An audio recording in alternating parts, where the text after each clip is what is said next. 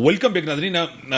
Commissioner साहब, सबसे बड़ा अहम मसला ये है कि जुर्म सज़ा से ख़त्म होता है, कानून बढ़ाने से ख़त्म नहीं होता। हमारे पास कानून तो बहुत हैं और लोग जाते हैं, अपना बेल ले लेते हैं, ज़मानतें, फिर आके क्राइम करते हैं। कराची के अंदर जुडिशल रिफॉर्म्स की ज़रूरत है और इन्वेस्टिगेशन बेहतर होनी चाहिए और जज़ा और सज़ा होनी चाहिए, जाके क्राइम ख़त्म होगा। क्या कहेंगे?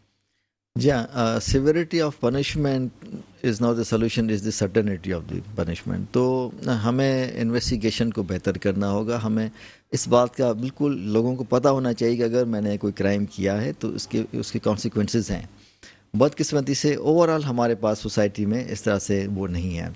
आपको पता है कि डेवलप जो सिटीज़ हैं वर्ल्ड में, अगर आपने कोई ट्रैफिक वायलेशन की, आपको उसमें आपके लाइसेंस पर वो नंबर लग जाते हैं, सब्सिक्वेंटली जो है वो आपका वो रद्द हो जाता है लाइसेंस, और आप बिल्कुल एहसास हो जाते हैं कि आप तो बाहर निकल ही नहीं सकते। एक लगता है कि आप कैद हो गए। हमारे पास ऐसा कोई सिस्टम नहीं है। इस तरह की जो चीज़ें, ये तो बड़ी मैंने एक मामूली बात बताई है। हमारे पास लोग बड़े बड़े जराइम करके फिर आज़ाद घूम रहे होते हैं। तो वही मैंने जैसे पहले कहा कि एज अ सोसाइटी हमें इस बात को, मतलब हमें इस पर डिस्कशन करनी चाहिए, कोई हमें गौर करना चाहिए, और जो हमारे इसमें पूरे प्रोसेस में क्राइम से लेके सदा तक जो गैप्स हैं उनको फिल करना चाहिए। सर, एक सबसे पहली बात यह है कि आपने आपके दौर में हुआ और सबके लिए वो सर का दर्द था, मसला हल हुआ नस्ला टावर। कराची के अंदर ज़मीनों का मसला, लैंड माफिया आपके सामने है, इंक्रोचमेंट आपके सामने। सीएम साहब ने खुद कहा कि नालों के ऊपर ऑफिसेज बनी हुई हैं, सब कुछ हुआ है, और कच्ची आबादी, कब्जा, ये सबसे बड़ी दुखती रग है कराची की, और आपकी भी बड़ा कंसर्न है इसके हवाले से। क्या कहेंगे इसमें बड़ी क्लियर कट पॉलिसी ये है कि किसी भी वायलेशन को अब बर्दाश्त नहीं करना है। क्योंकि अब ये बात बार बार इसमें आती है, डिस्कशन में बार बार मीडिया में आती है, और लोग अब इस पर थक भी गए हैं और सफ़र भी करते हैं उसकी वजह से। अब ज़रूरत इस अमर की है कि जो इस तरह की बिल्डिंग्स हैं, जो हमारे पास उनका नंबर है, आप देखें कि सारा दिन शहर में हर जगह पे कहीं ना कहीं एंटी इंक्रोचमेंट ऑपरेशन हो रहा होता है, ठीक है ना। जो बिल्डिंग्स बन जाती हैं, अपना फॉर एग्जाम्पल उनको 2 फ्लोर की इजाज़त है, उन्होंने 4 फ्लोर बना दिए, उसको तोड़ा जाता है। आपको हैरानगी ये होगी कि यानी आपके जो एंटी इंक्रोचमेंट के जो रिसोर्सेज हैं ना, वो उसे मैच ही नहीं करते। इतनी ज़्यादा तेज़ी के साथ इंक्रोचमेंट हो रही होती है। और ये चीज़ जो है, यानी अगेन वही बात कि पूरी सोसाइटी को हमने ये रियलाइज़ करना है कि आप कब तक हम घरों के आगे कचरा फेंकते रहेंगे, और कब तक हम ये कहते रहेंगे कि कोई आके इसको उठाए। कब तक हम मैसिव स्केल पे ट्रैफिक वायलेशन करते रहेंगे और ये रोते रहेंगे कि हमारे पास ट्रैफिक को कोई लॉस को वो फॉलो नहीं करता। हम कब तक ये कहते रहेंगे कि हमारे शहर में सफाई नहीं होती, हमारे शहर में इंक्रोचमेंट क्यों हो जाती है। तो एक तो इसकी निशानदेही होनी चाहिए कि मेरे मोहल्ले में, मेरे घर के सामने इस तरह से कोई इंक्रोचमेंट कर रहा है, और फिर उसको फॉलो करना चाहिए। अगर इंतज़ामिया की तरफ से कोई इस पर एक्शन नहीं होता, जो इदारे मुतल्लिका इदारे हैं वो अगर रिस्पॉन्स नहीं करते, आप हमें बता सकते हैं, डिप्टी कमिश्नर को बता सकते हैं, क्योंकि वो इनके इंचार्ज होते हैं इस तरह के ऑपरेशंस के। कमिश्नर को बता सकते हैं, हमारी हेल्पलाइन पे हमें बता सकते हैं। हमारे पास डेडिकेटेड नंबर्स हैं 1299, जैसे कमिश्नर कराची का नंबर है, रेन इमरजेंसी के लिए भी वही है, और बाकी जो सिचुएशंस हैं उनके लिए भी आप कंप्लेंट नंबर वही है। तो एज अ सोसाइटी हमें मेरा ख्याल है कि कंट्रीब्यूट करना पड़ेगा, और क्योंकि हमारी नस्लों का फ्यूचर इस शहर से है, इसकी तरक्की हमारी अपनी ज़ाती तरक्की है, हमारी फैमिली की तरक्की है, हमें इसमें सब बेहतर तरीके से। सर, नस्ला आपने गिराया, आपको पता कि किस तरह का मटेरियल इस्तेमाल हुआ है, आपको भी तजुर्बा हुआ, मुझे भी काफ़ी चीज़ों का, कौन सा ग्रेडिंग का लोहा इस्तेमाल किया, डिज़ाइन किस तरह इस्तेमाल किए जाते हैं, मटेरियल में करप्शन होती है। मैं इन जनरल सब बिल्डर्स के लिए नहीं कह रहा, लेकिन ये बिल्डर्स तो कराची के शहरियों के साथ तो ये करते हैं। एक बड़ा मसला जो अभी रिसेंटली हुआ था, एक शॉपिंग मॉल था, उधर आग लगी, और इतनी 3-4 दिन तक आग लगी। एक फायर का भी एक जदीद सिस्टम कराची को मिलना चाहिए, क्या कहें? इसमें बिल्कुल होना चाहिए। ये तो मतलब हर शहर की ज़रूरत है, ये तो कहने वाली कोई बात नहीं है। हमारे पास अब मॉडर्न फायर इंजन्स तो मौजूद हैं और वो काम भी करती हैं। बहुत ज़्यादा ज़रूरत है इसको और ज़्यादा इम्प्रूव करने की। स्नॉर्कल्स की हमें ज़रूरत है, اور ہمارے جو فائر فائٹرز ہیں جو اپنی جان پہ کھیل کے دوسروں کی جان بچاتے ہیں، ان کی قدر کرنے کی ضرورت ہے. ہمارے باقی سوسائٹیز میں تو وہ ہیروز ہوتے ہیں، ہمارے پاس ان بیچاروں کو کوئی وہ قدر نہیں ہے. As divisional fire fighting committee کے چیئرمین کی حیثیت میں میں جتنا کر سکتا ہوں ان کے لیے، ان کی ٹریننگز کے لیے یا ان کی جو دیکھ بھال کے لیے وہ میں کرتا ہوں. ریسنٹلی ہم نے ان کے لیے یہ کیا تھا کہ ان کے جو شہید ہو گئے تھے لوگ پچھلے کئی عرصے سے، ان کی فیملیز کو بلا کے ان کو سرٹیفکیٹ دینا یا کیش ایوارڈس دینا ریکگنیشن کے لیے، اور تو ہم کیا کر سکتے ہیں. لیکن یہ ہے، اور آپ ریکگنائز کریں گے دوسرے کی سروسز کو، وہ اور زیادہ موٹیویٹ ہو کے بہتر کام کریں گے.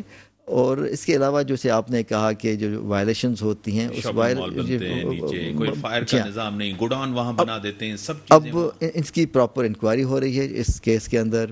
اس کے بعد جو ہے پورے اس ڈویژن میں ہم نے اپنے افسران کو لگایا کہ آپ جا کے چیک کریں کہ اس طرح سے کوئی اور تو وائلیشن نہیں ہے. کچھ وائلیشنز ہم نے ڈیٹیکٹ کی ہیں، کچھ ہم نہیں کر سکے ہوں گے، لہٰذا شہریوں سے درخواست ہے کہ وہ آگے بڑھ کے ہمیں بتائیں اور ہم وہاں پہ جا کے چیک کریں.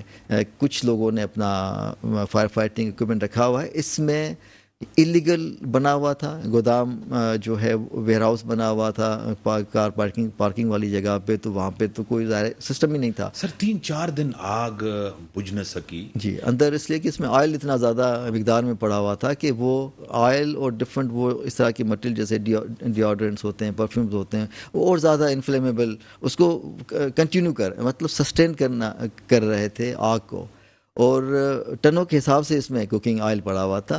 اور اس کی وجہ سے ہی ہم نے وہ بلڈنگ خالی کرائی. وہ ابھی تک وہ خالی ہے کیونکہ ہم انتظار کر رہے ہیں کہ ہم پراپر اس کی اسٹرینتھن ہو جائیں. سر ایک بندہ اپنی زندگی میں کراچی میں ایک ہی گھر بڑی مشکل سے لے سکتا ہے، وہ گھر بنانا بڑا مشکل ہے.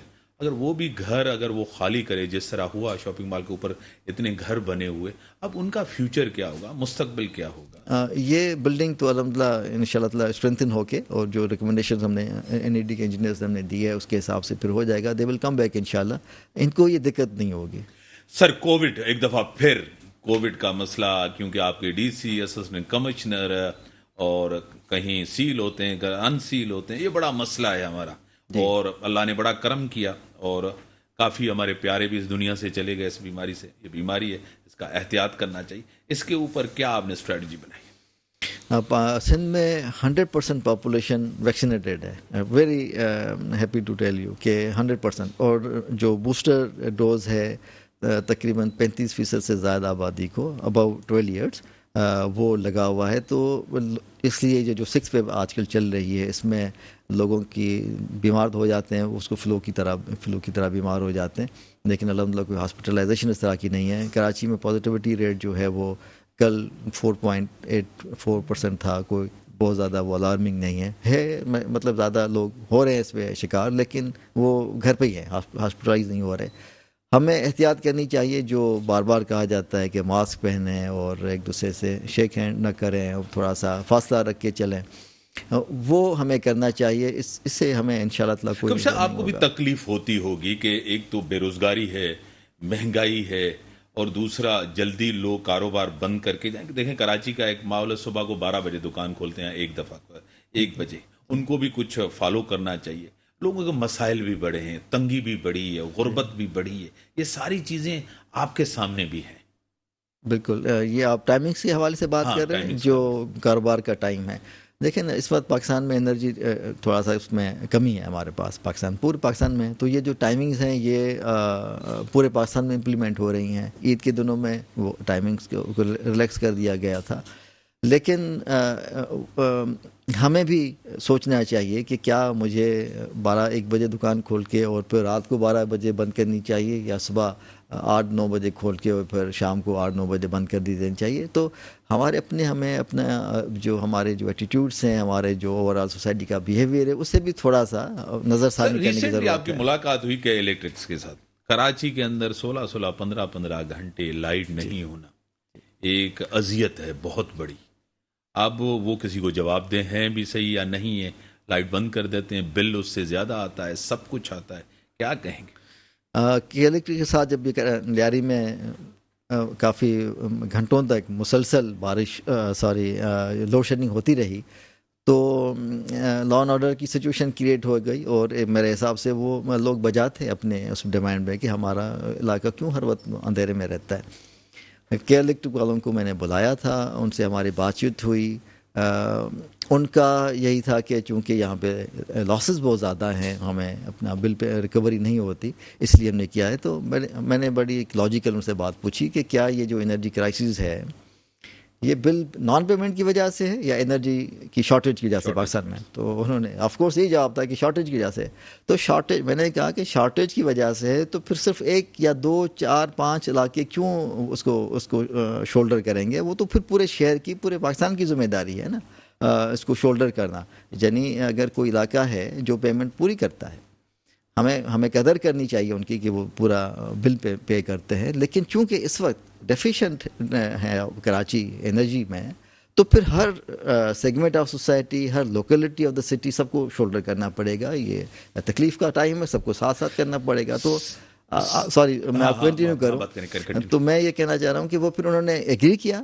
پھر ہم نے دوسرے دن لیاری والوں کو یا جو وہ لوکیلٹیز ہیں برابر میں لیاری کے، ان سب کو ہم نے بلایا اپنے کمشنر آفس میں، ان کو کے الیکٹرک کے ساتھ بٹھایا، اور اس بات پہ سارے متفق ہوئے کہ ہاں اب ٹھیک ہے کہ رات کو وہاں پہ، کیونکہ اب لوگ رات کو بھی اگر نہ سو سکیں تو دوسرے دن اپنا کام کس طرح سے جا کے کریں گے، تو وہ تو ایشو تو ہے۔ اب وہ الحمدللہ وہ ایشو ریزالو ہو گیا۔ ایک تو یہ پرانا ایشو ہے، میں یہ نہیں کہوں گا صرف آپ کے دور میں، اس سے پہلے بھی ایشو یہی رہا ہے، لائٹ نہیں ہوتی، مسائل ہوتے ہیں، گرمی میں زیادہ لائٹ کا مسئلہ ہوتا ہے، 12 10 گھنٹے۔ اب ہر کوئی یہ جنریٹر افورڈ نہیں کر سکتا۔ دیکھیں سوری میں آپ کی بات کاٹ رہا ہوں، لیکن دیکھیں اس دفعہ یہ بات ڈفرینٹ ہوئی کہ اب پورا جو شہر ہے وہ شولڈر کر رہا ہے اپنی رسپانسبلٹی۔ اس سمجھ ایز اے سٹیزن میں بھی اس شہر میں رہتا ہوں، تو مجھے بھی اگر اس کے جو فوائد ہیں اسے میں فائدہ اٹھا رہا ہوں، لیکن اگر جو پرابلمس ہیں تو اس میں بھی میں شریک ہوں اس کو کم کرنے کے لیے۔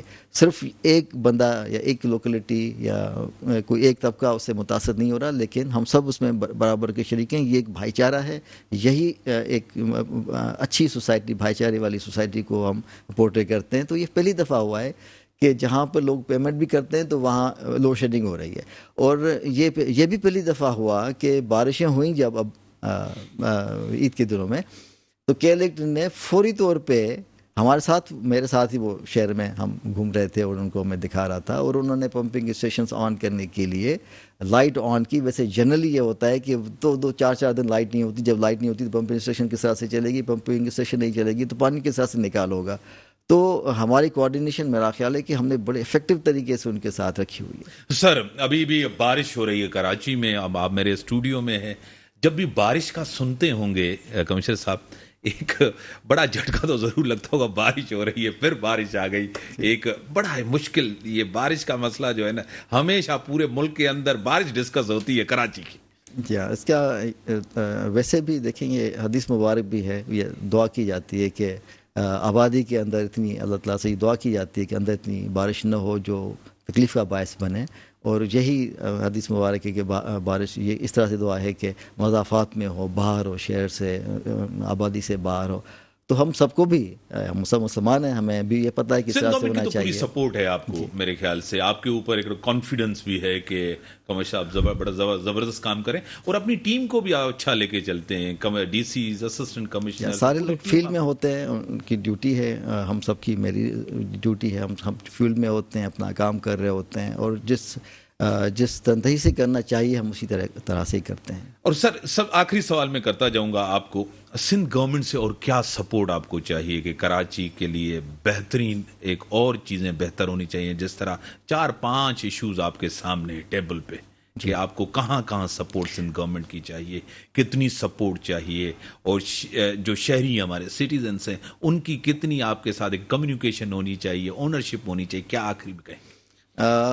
دیکھیں یہ تو پوری، جیسا میں بار بار وہی بات ریپیٹ کرتا ہوں کہ as a society everybody has to participate in development of the city, of the province, of the country. تو کسی ایک طبقے کا یہ نہیں ہے۔